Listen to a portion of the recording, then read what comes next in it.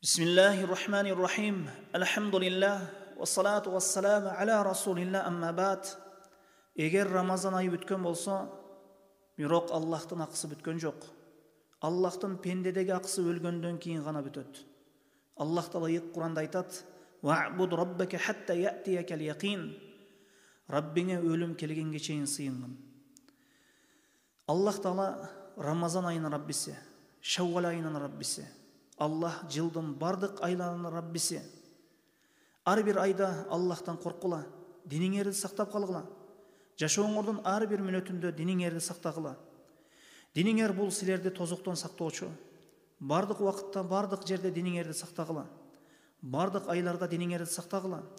Рамазан айынан кейін шүгүр болуубуз керек. Дагы тоба истигфарлар айтылуубуз керек.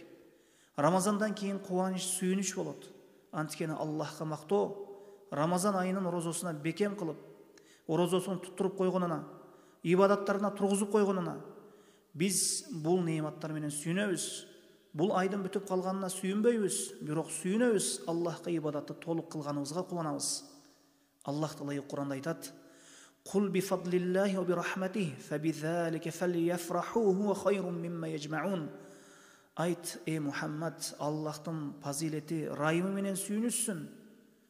Бұл нәрселер алар топ-топ жыйнаган нәрселерден жакшы.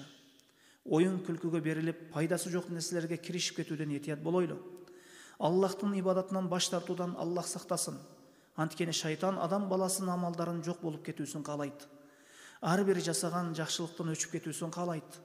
Кээ бир адамдар Рамазанда өздөрүн камакка түшүп калгандай сезишет да, Рамазан чыккандан кийин өздөрүн эркин сезип күнөөлөргө кирип кетет.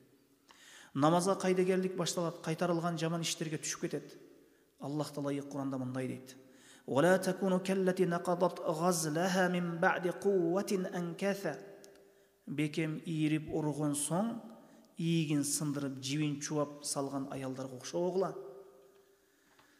Жакшы бир ибадат кылгандан кийин, Аллах тааланын ибадаттарын сонун бир түрдө аткаргандан кийин, андан кийин бир күнөө иштерге берилип, ибадаттарыңарды бузуп таштабагыла дейт бул аятка көрө. Ибадаттардан баш тартпагыла.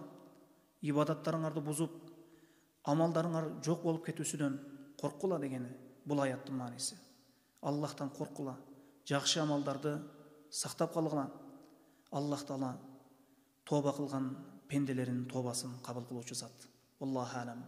Саллаллаху аля Мухаммадин ва алейхи ва сахбихи ва саллам.